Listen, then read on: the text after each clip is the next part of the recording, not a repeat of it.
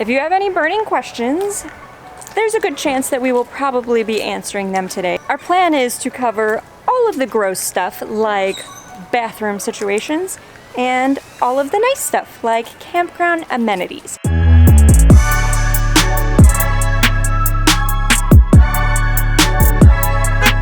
Welcome back, family travelers. Today we thought we would do something fun, and we're going to talk about some of the most Googled questions about campground life, and more specifically, RV campground life. We're going to start off on a high note and talk about what RV park or campground bathrooms are like. But for that, I'm not going to do it from the bathroom. I'm actually going to go outside. This was more for dramatic effect, so let's go do that. When it comes to the shower bathroom situation at campgrounds, this is the thing that has honestly varied the most from every place that we've been to. Some of the state parks that we've stayed in, we actually ended up just doing showers in our camper because it wasn't the most desirable situation, and that's putting it mildly.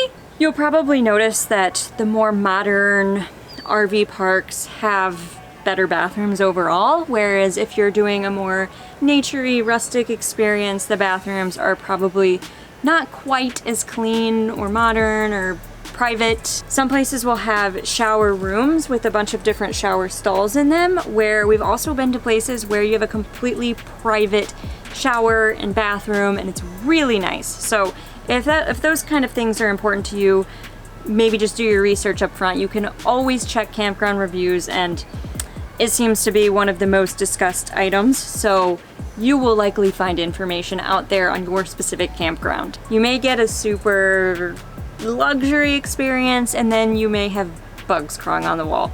Good luck. Everett, is that cool? Yeah. Yeah, what do you think about it? Are you excited? Yeah. Yeah, are you gonna do some boating? Yeah. This is a super cool little thing. It's like, we're gonna get a propane fire pit so we can just sit out here by the water at night. And watch sunset. Yeah. Another question that people Google when staying at a campground: can you get Amazon delivered? Today we're gonna find out. We have a propane fire pit that we're gonna try to order.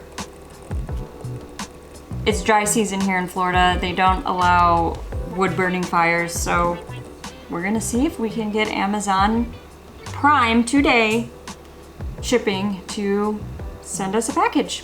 All right, I put the campground address in. It accepted the address. I also put the site number in. I don't know if they're just gonna bring it to like the office or if they'll actually bring it to the site, but we're gonna give it a go and we're gonna see where it ends up. Hopefully we get it. And now we wait, but we're gonna fast forward into the future and you'll see how it ends up. Our package has arrived according to this little message I got on my phone. I checked in front, I checked in back, I don't see it, so I guess our next step is to go to the office and fingers crossed it's there. I had an Amazon package. There she is.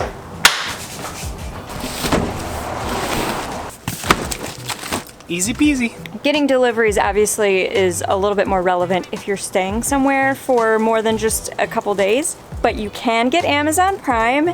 It worked in our case. If you're wondering if your campground specifically accepts Amazon deliveries, type in the address. It should show you that it's not valid if the address or the campground doesn't accept deliveries. If it does and it works and it lets you complete a purchase, should be good to go. Another question that gets Googled a heck of a lot. Pull through or back in? Pull through. Next question. No, I'm just kidding. We're in a back in site. We always cheap out so we can camp more. Pull-throughs are always so much more expensive.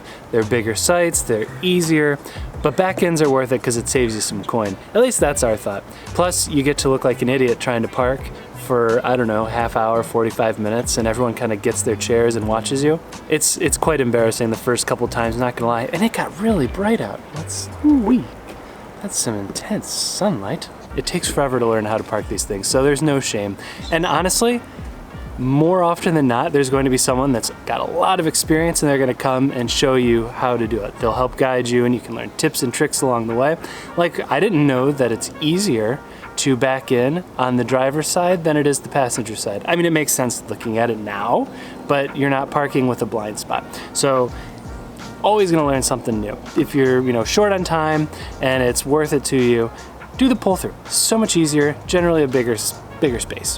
When it comes to finding campgrounds, there are so many of them. So it can be difficult to decide which one is best for you. So here's how I approach it. We've stayed at some KOAs in the past. We've stayed at some of the Sun RV resorts. We've stayed at just state parks or individual privately owned campgrounds. And we've kind of determined what experiences we like the best. So we've come to really like the Sun RV resorts. So if I'm looking for a campground, a lot of times I'll just go directly to their website and see if they have anything. We also look at campground reviews. So there are some websites out there like The Dirt or campgroundreviews.com. I'll look at those and we kind of just use reviews to decide where might be best to go. Otherwise, you're just overwhelmed with this massive pool of campgrounds that you have no idea if they're good or not for. So maybe determine, what is going to be best for you. If you're a Good Sam member, that's a good place to start because they list all of the campgrounds that have discounts. If your style is more state and national parks, book those early and start there. But just kind of determine what your style is, start in that place, and then go from there. Another popular question with RVers is, how do you do your laundry when you're staying at a campground? It just so happens to be laundry day, so let's go to the laundry room and we'll find out. Two things that seem super obvious, but make sure you have with you in your trip a laundry basket. This will make your life a lot easier because you just throw in all of your laundry, and then when it's time to do laundry, you just pick up and go rather than having to hunt all over the place for all your clothes that you've already worn. Second thing, make sure you have coins because not a lot of people carry change around these days, and most campground laundromats are going to accept coins only, aside from a rare few that'll let you use a credit card, but for the most part you'll need coins, so make sure you bring those with you if you plan on doing laundry. Also, laundry pods. I swear every single time I do laundry at a campground, I get all the way there, forget the detergent, and have to go all the way back. Where are you, laundry pods? There we go. Let's go head to the laundry room. And now, we have our standard RV park laundry room. Isn't it glamorous? The size of the washers seems to be pretty standard, but then when it comes to the dryers, they tiny. I always try to squish all our loads into one wash cycle and one dry cycle. And now we wait. In our experience, most campgrounds have had laundry facilities when we were on our trip out west and here down in Florida, with the exception if you're going somewhere a little bit more rustic, if you're boondocking, of course, if you're maybe staying, some state parks or some national parks may not have laundry facilities, so definitely check in advance if laundry is important to you. And unless you're one of those fancy pants people that have washer and dryer inside your RV, you probably will need to find a solution for how you're going to clean your clothes. Don't mind me, I'm just coming out of the shed. And that cheesy transition leads us to our next topic. People ask, what's the difference between a campground and an RV park and an RV resort? And I don't think there's any true answer. Largely we just think about them in terms of amenities. Like a campground, you're not going to have a shed. So if that's a determining factor, you might want to stay at an RV resort. A campground is basically going to be, you're sleeping on grass or in your RV on grass. Usually there's tent people. Very rarely would there be a sewer connection, or most of the time there's water, but sometimes there's not. Think state park, national park, that kind of thing. That's a campground, you're camping. Campgrounds will generally have electric though, so that's good. There's at least one thing there. Sometimes, normally. unless you're in a rustic one. If you're in a rustic one, then you know what you're signing up for, but generally speaking, they'll have electricity. The next step up from a campground is generally an RV park. Now these are going to have amenities, but they're not going to be the greatest of amenities. There's going to be the bathroom, laundry room normally. Some have cable, but they'll have sewer, water, electric all on site. Sometimes a paved place to put your RV. But then you get to RV resorts, and that's You're basically at a hotel where you're bringing your own room. Some have restaurants, they'll definitely have cable at the site. They'll have playgrounds and pools and all kinds of cool things. But be careful when you're trying to book, because this isn't like Champagne. Like, you don't have an RV resort from the RV resort area of France. It's just they pick what they want. It's an RV resort, it's an RV park, whatever. But look at the amenities list. That's how you're gonna know. As you can see, we have a whole big setup going here behind me, and this is kind of like a workation trip for us. So we're vacationing and we're also working. But that leads to the question, how is Wi-Fi or cell reception when you're staying at a campground? And it widely varies, but let's talk about some of our experiences. So most of the time, campgrounds are not gonna have great Wi-Fi. Almost every single place that we've stayed at, whether it's an RV resort or a traditional campground or somewhere in between, the Wi-Fi has been spotty at best. Understandable, we don't go into it with any super high expectations or anything. I typically have no problem sending an email or doing a lot of the work that I need to do. It's just when you're using video, it's a little in and out and you'll get disconnected a lot, or sometimes when I'm searching for something online, it just takes forever for it to load. It's doable, it's manageable, we're making it work, but it's not the fastest internet you're going to experience for sure, so just make sure you know that going into it if you have work or something to do. And the other big thing, if your kids have one of these guys,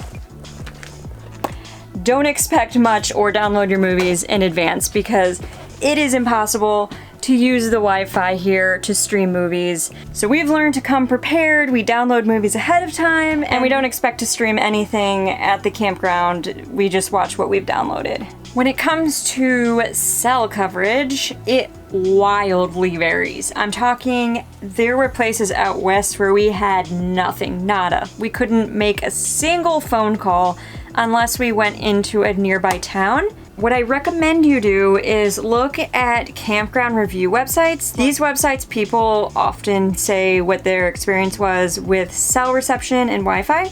So if you look at those, you can often see what kind of coverage you can expect. You can also call the campground too, but that way you kind of have an idea, and if you really need it, you'll know that if you're gonna be totally off grid and have no reception, or if you'll have decent reception.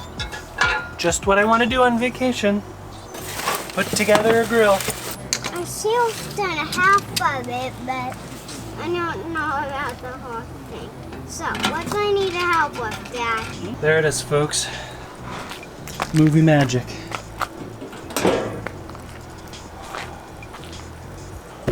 Oh, that was a heck of a lot of work. To answer the question, not all campgrounds or RV resorts have fire pits.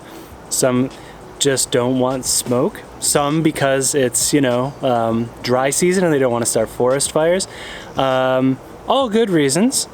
So that's why we bought a propane one, and we'll just keep that in the camper, and we will always have campfire regardless of where we go. Couple things to keep in mind with fire pits. You're not allowed to take wood across state lines because of bugs, so be careful of that. Having gas kind of eliminates that, but you don't get the traditional wonderful smell. I can barely talk. I'm so out of breath from putting that dang thing together. Anyway, that is gonna do it for today's video. I hope we answered all of your questions that you've been dying to know. And if we didn't, hit us up in the comments below. What did we miss? What questions do you have that we can answer?